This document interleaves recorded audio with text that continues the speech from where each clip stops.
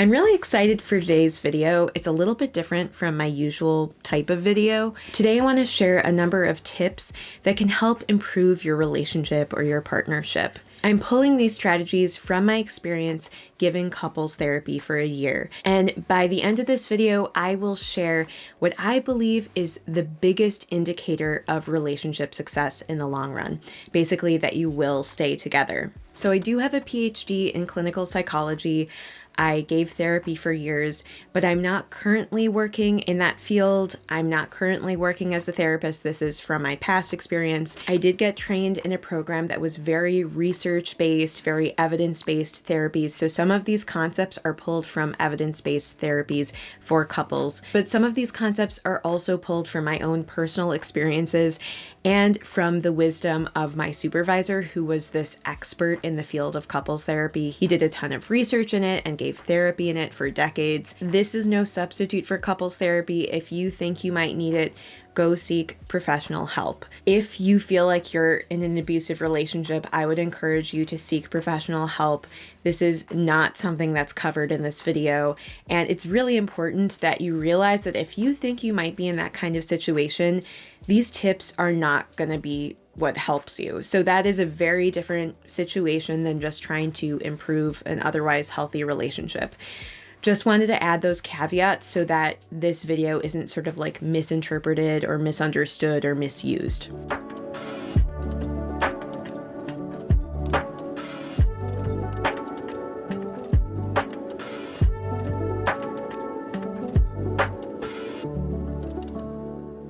One of the first things that I helped couples with when they'd first come in is a simple strategy, which is to express appreciation, and specifically to express how whatever the act is made you feel. There's nothing so powerful as making your partner feel good and warm and all those kind of good emotions. But sometimes we forget to tell our partners that they make us feel that way, and specifically how their actions did that for us. So, for example, I appreciated when you cleaned the kitchen last night because it made me feel loved and cared for. The point is to say specifically what they did and exactly how they made you feel, and often using an emotional term or some kind of warmth component can be really helpful. Not just saying thanks for doing the dishes or thanks for taking out the garbage, actually saying like it really improved the quality of my life and I felt loved in that moment. A second strategy to improve your relationship is to focus on listening and reflecting back what the other person is saying, especially if you're having a little bit of a misunderstanding or your partner is going through a rough patch. Sometimes we feel the need to fix things or to try to give advice or to tell the other person what they should do or to build them up. But sometimes what the person just needs is for you to listen, to be given the space to process whatever they're going through, and to feel like someone's in it with them, someone gets it. And that's even the case during an argument. If you can actually just listen and then reflect back what you hear without adding anything on, without saying blah, blah, blah, blah, blah, but just taking the time to reflect back what they're experiencing, to name the emotion they're experiencing, plays a big role in strengthening that bond and that feeling of understanding, that feeling that you're not alone. Part of this can also be validating them. Even if you don't 100% agree with what they're saying, it can be really helpful to validate the underlying emotion of what they're experiencing. But often, even if you're arguing, you can get where the other person's coming from, and acknowledging that can go a long way. Because I think sometimes we're tempted to add the next statement, which is like, but I feel this, or but you did this wrong. And yes, maybe eventually you want to express that, but taking some space just for what they're experiencing can allow them to then hear what you're saying a bit better. A third strategy we often use in couples therapy is to build in designated time to your schedule for business meetings. That way you have space to discuss those to-dos or nitty-gritty day-to-day routine items without it bleeding into your happy times or your good memories. So by designating even just 30 minutes or an hour, maybe every week, and discuss those things that need to get done, it can free up a lot of other areas of your relationship for more enjoyment and fun. That brings me to my fourth strategy, which is to build in fun life experiences together. Go out on a date night, do something new or different. Designate time that's just about each other. A fifth strategy is to learn how you fight.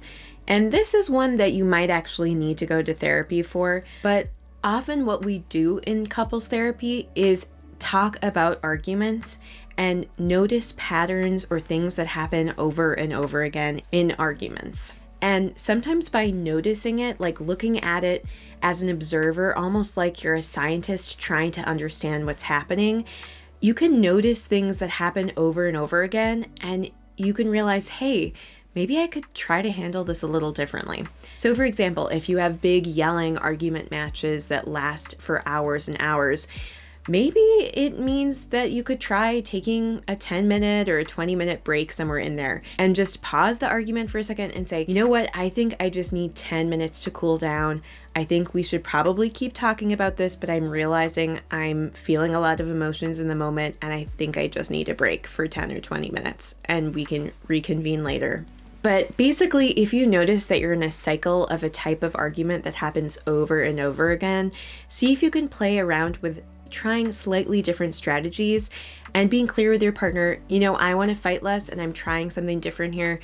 Let's see how this works. A sixth tip is to recognize that anger is actually a secondary emotion. Pretty much always, anger is rooted in some other softer emotion, like being sad or being afraid or anxious or feeling hurt. And sometimes if you can get better at expressing the softer emotion underneath that harder anger emotion, the other person might be more receptive to it. So for example, if you're driving around and one of you is complaining about the driving of the other person, instead of just yelling at them, instead saying, you know, honestly, I get afraid at these moments, and so then I react in this way, and that's why I react. It's just fear and concern, not that I'm angry at you. People are ultimately more receptive to softer emotions, and so if we can break away from the anger for a second and connect on that emotionally intimate level, it can be really helpful to kind of realign and get on the same page. Another strategy is to realize that if you want your partner to change, you might need to be the first to change.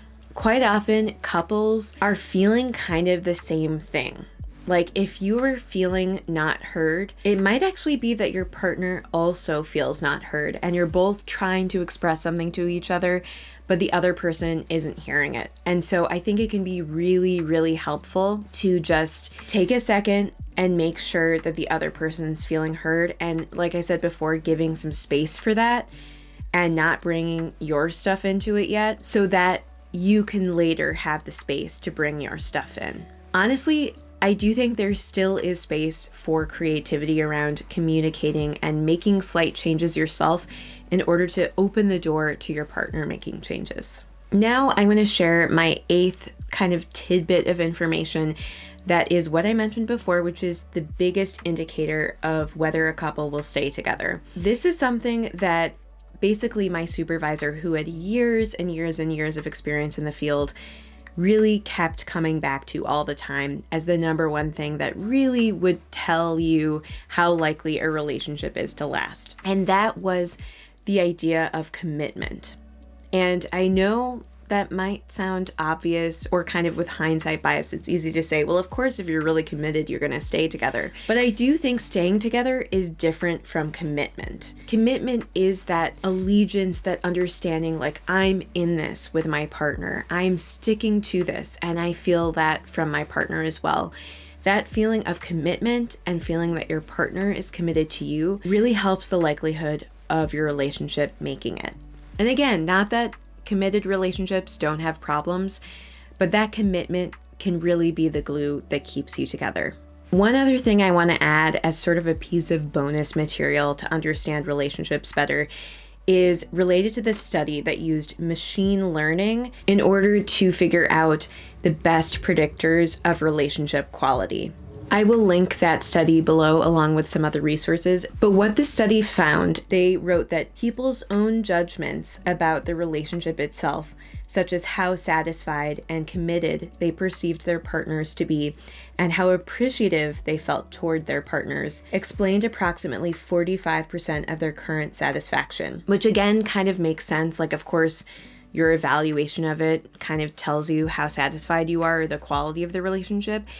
But I think sometimes that's helpful to know because maybe if you're getting frustrated or getting stuck in some kind of rut in the relationship, it's helpful to look back about what is good about the relationship, what is working in the relationship. Why do you keep going back? What brought you together in the first place? And taking some time to kind of think about that and to express that to your partner. I think that might be a strategy that could maybe help the quality of the relationship. So I hope some of this has been helpful. I will add some resources down below, along with a crisis line you can call if you do feel like you're in a dangerous situation. Again, this video isn't for people who feel like they might be in an unhealthy relationship, but I do think that these are all strategies and things you can consider when trying to improve or support your own relationship. Anyway, if you enjoyed this video, please hit the thumbs up button. It's a great way to support the channel. And if you want to see videos on simple living, minimalism, and building an empowering mindset, then hit the subscribe button below. Anyway, that's pretty much all I've got for you today, but thank you so much for spending this little bit of time with me, and I hope you have a wonderful rest of your day. Bye!